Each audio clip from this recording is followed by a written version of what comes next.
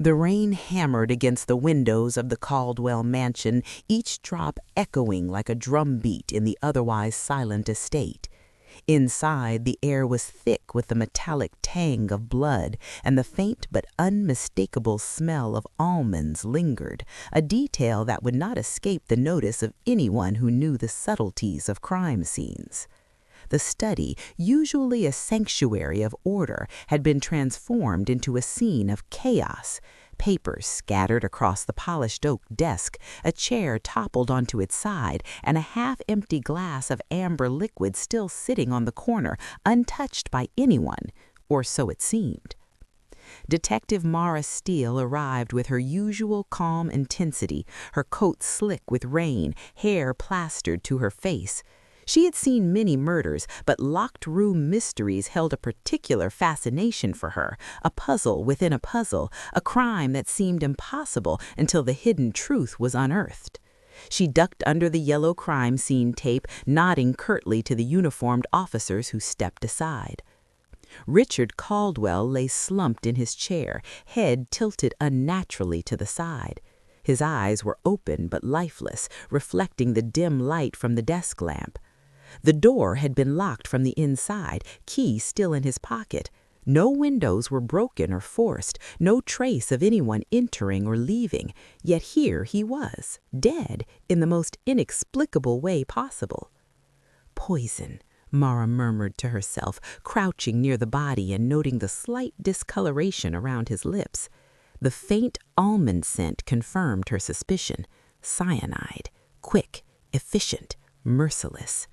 She glanced around, eyes catching every detail, the small smudge on the desk, the chair that had been knocked over, the faint footprints near the rug. Nothing obvious, yet everything a clue. "Detective Steele," called Officer Jenkins, the lead uniformed officer on the scene. "Family's arrived. They want to see you." Mara straightened, brushing rain from her sleeves. "She can bring them in," she said. Her eyes lingered on the door lock, tracing its edges, her mind already running through every possible scenario. The first to enter was Evelyn Caldwell. She looked composed, almost eerily so, her eyes hidden behind large sunglasses despite the dim interior light. She held a handkerchief tightly in one hand, twisting it as if it were a lifeline. Her movements were deliberate, measured, the kind of calm that often made detectives wary. "Detective," she said softly, "I can't believe... Richard..." Her voice wavered just enough to seem genuine. Mara made a mental note to watch her carefully. Next came Thomas Greer, the business partner, tall, impeccably dressed, with a charm that could disarm most people. He shook Mara's hand firmly. "Detective, we're all shocked, of course. I can't imagine who..." He cut himself off, realizing Mara's gaze was studying him, dissecting every word and movement. Behind them, their daughter Lila trailed quietly, her arms crossed. She was pale, eyes wide, observing every detail with an intensity that suggested a mind already cataloging everything she saw. Mara knew that children could sometimes see what adults missed. Finally, the household staff entered, James, the butler, silently straightening his tie, Clara, the housekeeper, whose eyes darted nervously, and Nina, the young maid, clutching a cleaning cloth as if it were armor. Their faces betrayed a mix of fear and loyalty, but even in fear, human instincts could tell lies. Mara nodded to them all, gesturing toward the study. "I need to speak with each of you individually. No one leaves until I say so. Everything matters, every detail, even things you think are trivial." The interviews began with Evelyn. She spoke calmly, almost too calmly, describing the night's events. Dinner had been ordinary, she said. Richard had retired to his study early. She heard nothing unusual. Her alibi seemed airtight, yet there was a subtle tremor in her hand as she adjusted her sunglasses. Thomas spoke next, recounting business meetings and his sudden realization that Richard would never answer his calls. His voice was steady, convincing, rehearsed. But there was a flicker of tension in his eyes when Mara asked if he had seen anyone near the study. Lila's turn came last. She was quiet but attentive, answering with precision. I was in my room reading. I didn't hear anything unusual, except maybe the phone ringing downstairs, but I didn't go down. I stayed in my room." Her eyes lingered at Mara's, almost challenging her to notice what she was not saying. The staff provided conflicting accounts. Clara mentioned seeing James near the study after hours, while James claimed he had been in the kitchen cleaning. Nina admitted she had overheard hushed arguments between Richard and Thomas weeks earlier, arguments no one else should have known about. As Mara walked the study again, absorbing every detail, a subtle sound caught her attention, a faint scuff near the bookcase. She crouched and found a small smudge, easily overlooked, but just enough to suggest someone had brushed past. She photographed it meticulously, knowing even the smallest clue could unravel this impossible crime. Then came the note. A small piece of paper slipped under her door, written in an elegant but hurried script. "The answer is closer than you think." Mara felt a shiver. It wasn't just a threat, it was a challenge. Someone here was taunting her, testing her mind. The killer was not just clever, they were confident. She looked around the room one last time. Every person in this mansion had motives, secrets, and lies. But the question remained, how could a man die in a locked room with no one able to enter or exit? And more importantly, who among these seemingly innocent faces was hiding in plain sight? Mara took a deep breath. This case would require more than logic. It would require intuition, patience, and an eye for the subtle. The storm outside mirrored the storm inside the mansion, one of deception, tension, and murder. She was determined this locked room mystery would be solved, no matter how impossible it seemed. And somewhere in the mansion, the killer smiled, confident that no one had yet seen the truth. The night stretched on, heavy with unspoken secrets. Mara reviewed her notes, each name, each alibi, each slight gesture. She knew that in the silence between words, the truth waited, hidden, dangerous, and closer than she could imagine. The game had begun. The next morning, the rain had stopped, but the mansion felt colder than ever. Detective Mara Steele returned to the Caldwell estate, her mind circling every detail from the previous night. She knew that in a house like this, secrets festered in the quiet corners, and the real killer, clever, patient, was already counting on everyone looking in the wrong direction. Mara's first task was to dig deeper into each suspect. Evelyn Caldwell greeted her in the sunlit drawing room, a cup of untouched tea trembling in her hands. "Detective, I've tried to sleep," she said softly. "I just keep thinking, who would do this to Richard?" Her voice carried an almost performative grief, the kind Mara had seen countless times. She made a note. Grief could be genuine or carefully crafted. "Mrs. Caldwell," Mara began, "I need to understand everything about last night, everyone's movements, conversations, and who had access to Richard's study." Evelyn hesitated, then spoke in measured sentences. "After dinner, Richard went to his study. I was in my room reading, and Thomas called to discuss some business matters. Leela went to her room. The staff were busy, I suppose. I didn't hear anything until the scream. Until I realized Richard hadn't answered my call."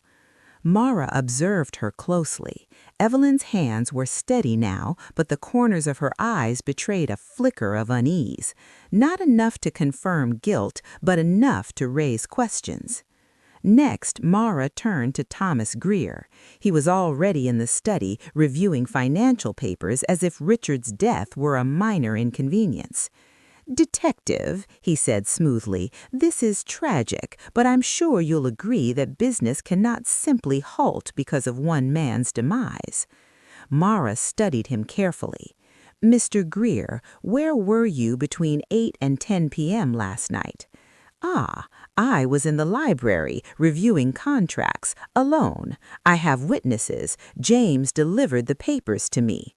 He smiled, confident, almost charming, but Mara noted the slight twitch in his jaw when she mentioned James. Could it be anxiety or a crack in the facade? Leela Caldwell was next. The teenager had been quiet yesterday, but today her eyes were sharp, calculating. "I stayed in my room reading," she said, her voice soft but clear. "I heard a noise from the study at some point, maybe a chair falling, but I wasn't sure. I didn't leave."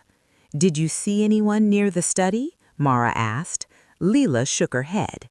"No, but I know the house better than anyone. There are passages and hidden doors. Richard told me once as a joke that someone could sneak in and out without being seen." That caught Mara's attention. Leela's knowledge of the mansion's secret passages could be crucial. Either she was innocent and observant, or she was hiding information. Mara moved on to the staff. Clara, the housekeeper, fidgeted nervously. "I was cleaning the east wing," she said. "I didn't see anything, but I thought I saw James near the study. It was dark. I could be wrong." James, the butler, stood rigid. "I was preparing tea for Mrs. Caldwell. I did not enter the study." His voice was calm, precise, but there was a coldness in his tone that made Mara wary. Finally, Nina, the young maid, confessed softly, almost in a whisper. "I overheard Mr. Greer arguing with Mr. Caldwell a few weeks ago about the business. Mr. Caldwell said he would expose him if he didn't stop. I didn't want to listen, but I thought it might be important." Mara felt a tension building. Motives were emerging like shadows, each overlapping, none completely clear. Evelyn's inheritance, Thomas's business conflicts, staff loyalty and secrets, Leela's knowledge of hidden passages, all pieces in a puzzle that didn't yet fit. She decided to examine the mansion herself, retracing Richard's last steps. In the study, she carefully inspected every corner, the desk, the half-empty glass, the tipped-over chair. Then she turned her attention to the walls. She tapped lightly along the wood paneling, listening for hollow spots. Her fingers traced a faint seam along the side wall, almost invisible. A secret door. It opened to a narrow service passage, just wide enough for a single person to squeeze through. Mara's mind raced. Someone could have entered and exited the study without anyone noticing, explaining the locked room scenario. But who knew about it? Leela had mentioned secret passages. Could she have used this route? Or was it someone else exploiting the mansion's hidden architecture? As Mara contemplated this, a knock at the door startled her. Officer Jenkins entered, holding a small digital camera. "Detective, we found this in one of the guest rooms," he said. Mara examined the camera. It contained photos taken overnight, shadowy images of the hallways, including one that showed a blurred figure near the study, almost exactly at the estimated time of death. She froze. The figure was familiar, but the image was too distorted to be certain. She called everyone together in the drawing room. "Someone among us moved through the mansion last night," she said carefully. "We have evidence of a shadow near the study, and I suspect someone is hiding more than they've admitted. Secrets, lies, they're all here, and one of you is the killer." The room went silent. Tension crackled like electricity. Evelyn adjusted her sunglasses, masking a flicker of panic. Thomas's hands tightened around his papers. Leela's eyes darted, calculating. James and Clara shifted uncomfortably, and Nina avoided Mara's gaze entirely. Mara's mind was already racing ahead. She needed to figure out who had both the motive and the knowledge to exploit the mansion's hidden passages. Every alibi had gaps. Every gesture was a potential clue. Then a note appeared, slipped under her notebook as if by invisible hands. "Stop looking outside. Look inside." Mara's pulse quickened. The killer wasn't just clever, they were taunting her, daring her to question the obvious and search for what was hidden in plain sight. The anonymous notes were a psychological weapon designed to unnerve her, to make her doubt her instincts. She stood and addressed the household once more. "I'm not finished. Everyone will remain here until we uncover the truth. Every detail, no matter how small, matters. I've seen impossible crimes before, and I've solved them. This will be no different."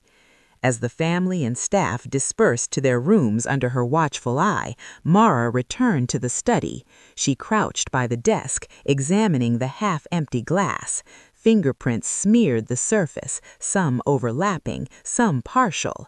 She photographed each one meticulously. The secret passage beckoned, dark and narrow, the unknown stretching into shadows. Mara knew that somewhere within the mansion, hidden from sight, the killer was already watching her, calculating, waiting. The locked room had been breached, and the game was far from over. The storm outside might have passed, but inside the Caldwell mansion, the real storm was just beginning. The Caldwell mansion felt alive in a way Mara had never experienced before, a house vibrating with secrets, every shadow and creak a potential clue. The morning sun glinted off wet leaves outside, but inside, the mansion's long corridors and heavy wooden doors were cloaked in shadow. Mara moved deliberately, retracing paths and entrances, testing the theories that had begun to take shape in her mind. Her first stop was the study. She crouched near the service panel, examining the narrow passage that could allow someone to enter and exit unseen. Measuring and inspecting every inch, she realized this was no ordinary hidden route. The panel had likely been used many times before, its hinges silent from repeated use. Someone familiar with the mansion's secrets could traverse the passage at will. She thought of Lila. The teenager had knowledge of the hidden doors, but Mara's instincts told her to look beyond the obvious. The killer was clever, enough to plant misdirection. Lila could be a pawn. The first breakthrough came when Mara returned to the drawing room. She spread photographs from the camera found in the guest room. One frame stood out, a blurred figure crouched in the hallway outside the study. She zoomed in, enhancing the shadows. The figure's stance was familiar, almost comfortable in the space, but the blur obscured the face. Mara called in the household. "I want to play a little game," she said, her voice calm but charged with authority. "I'm going to describe something and I need your honesty. Anyone who lies, the evidence will show it." Thomas Greer raised an eyebrow. "Detective, surely you have enough evidence to proceed without—" "No," Mara interrupted, holding up a hand. "Not yet, but we're close, very close, and the wrong answer from the wrong person could complicate things." Her eyes swept the room. "Starting with you, Mr. Greer, were you near the study last night?" Thomas's smile faltered ever so slightly. "I told you I was in the library all evening." "And can anyone corroborate that?" Mara asked. His eyes flicked toward James. The butler's posture remained rigid, impassive, but Mara noticed his jaw tighten, a subtle reaction, enough to register on her keen instincts. Next, Mara addressed the household methodically. Clara, the housekeeper, admitted she had been near the hall when she heard noises but avoided entering the study. Nina, the young maid, shifted uncomfortably, eyes darting to the shadows outside the windows. Finally, Lila. Mara watched her carefully.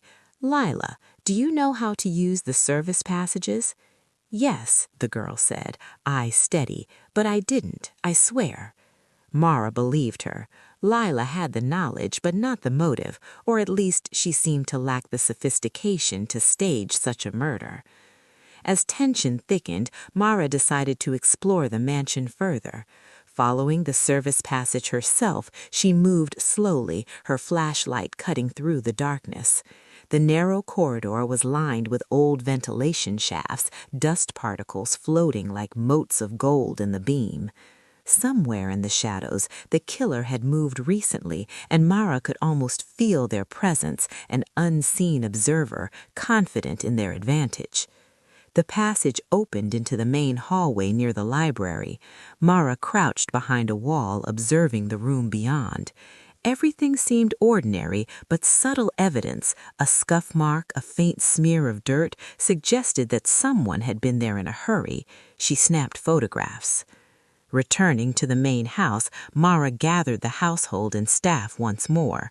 "We're closing in," she said. "The study was not breached by an outsider. Someone here knows every secret of this house, and I intend to find out who." Then came the next clue. Lila, pale and tense, pulled Mara aside. "Detective," she whispered, "I think someone's been watching me. I noticed shadows moving when I went to the attic, and I think they know I know about the passages."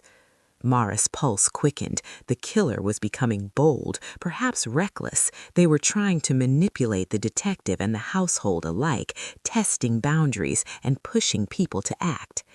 Using Lila's observation, Mara set a plan. She staged a small bait, a note left in the passage, deliberately visible, suggesting she knew about the killer's movements.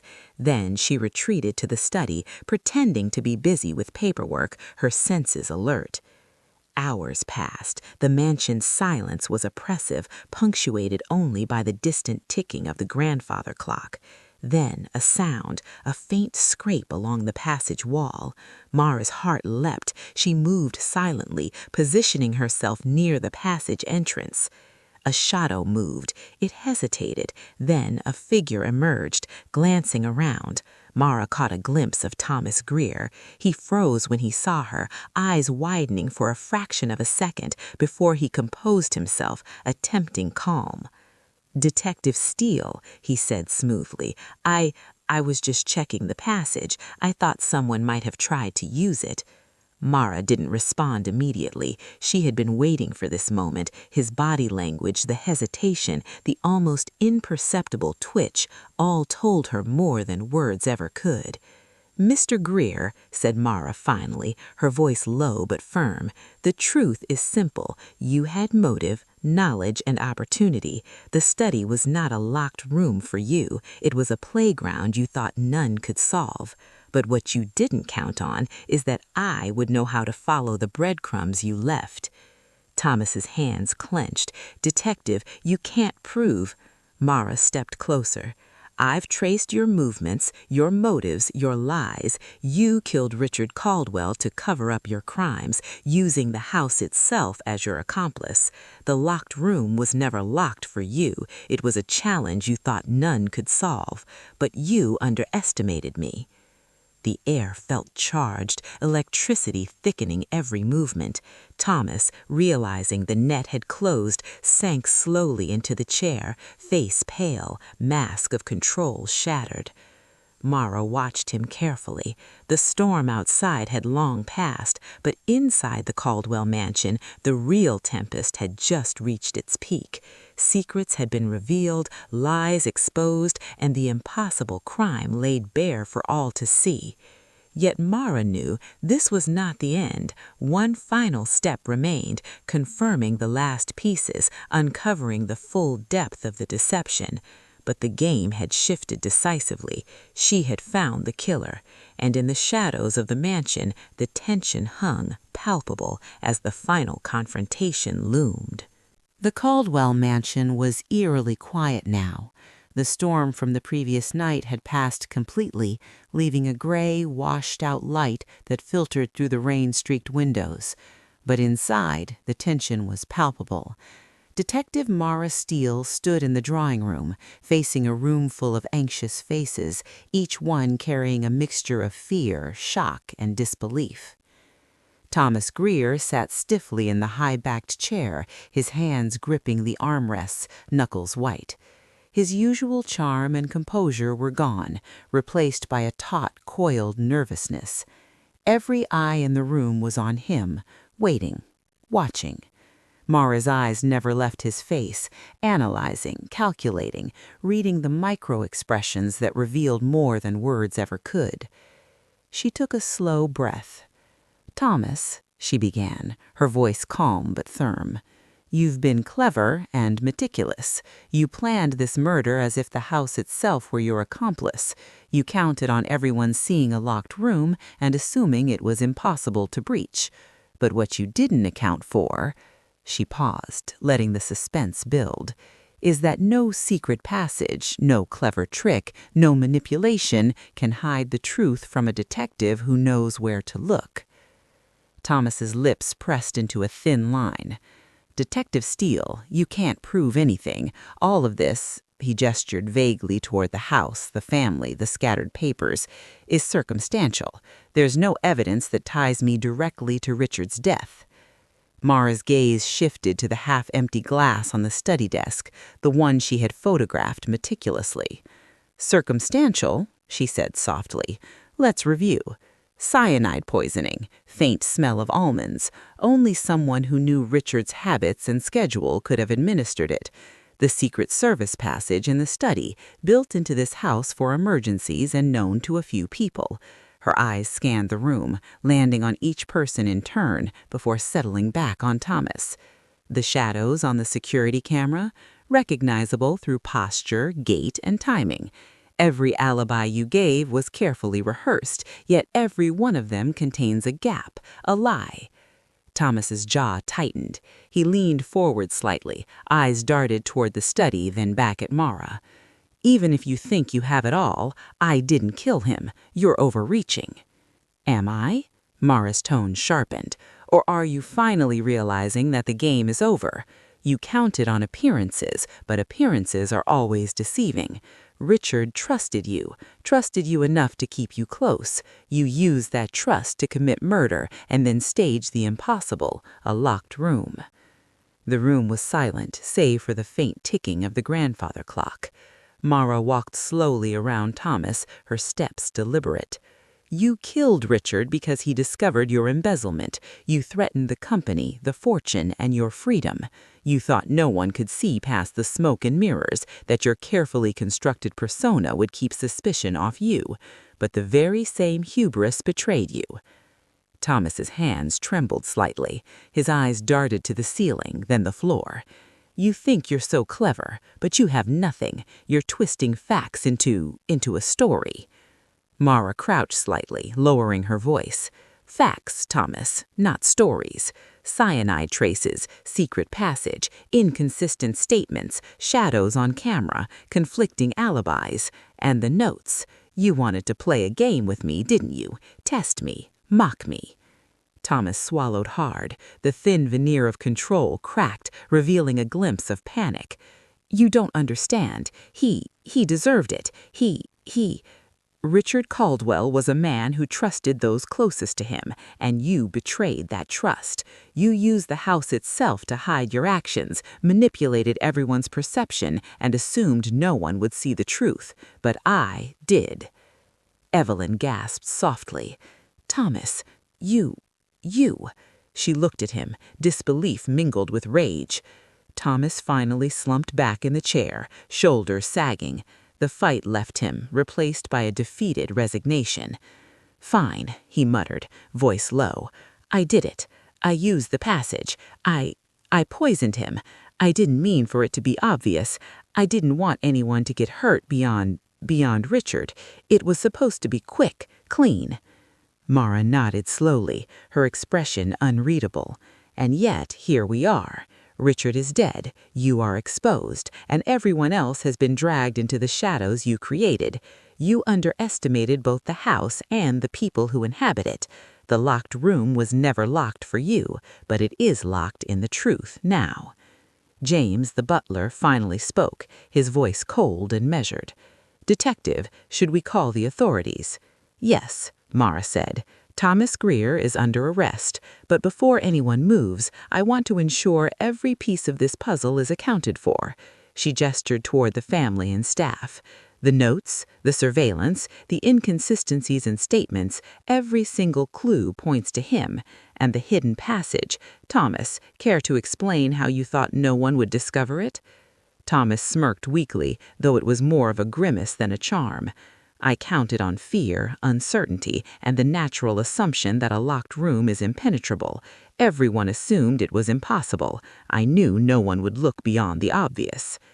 Mara crouched to examine the passage again, eyes narrowing.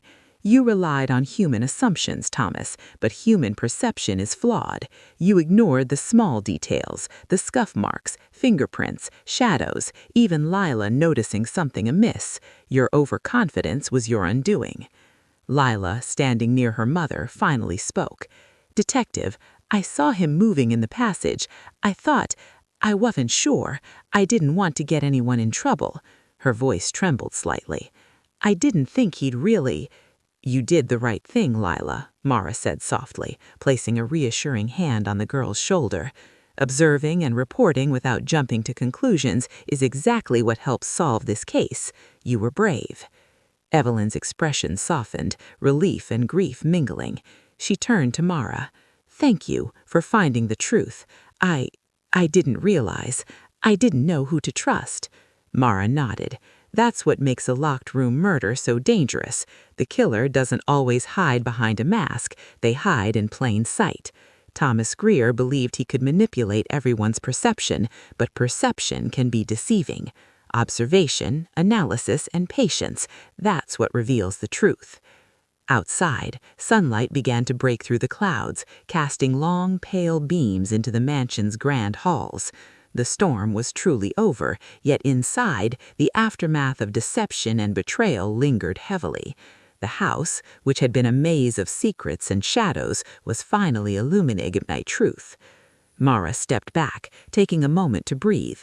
Thomas Greer, she addressed the killer one final time, your cleverness will be remembered, but not admired. You thought the impossible would shield you. You were wrong. Thomas looked at her, a mixture of defiance and shame in his eyes. I miscalculated, he admitted quietly. Mara turned to the rest of the household. The danger is gone, but let this be a lesson. The most dangerous people are often the ones closest to you. Trust is a double-edged sword, and sometimes the answers are hidden in the very place everyone assumes is safe. The family and staff absorbed her words, each lost in their own thoughts. Some cried quietly, others stared in shock, and Lila looked on with a newfound respect for the detective. The locked room mystery was solved. Justice had been served. But Mara knew, as she always did, that in human nature there would always be secrets, betrayals, and clever deceptions waiting for the next storm, and she would be ready. With the killer revealed and the truth laid bare, she finally allowed herself a small, satisfied exhale. The house was quiet now, not because the storm had passed, but because the shadow that had haunted it was gone. And for the first time in days, Detective Mara Steele felt the calm of a mystery concluded.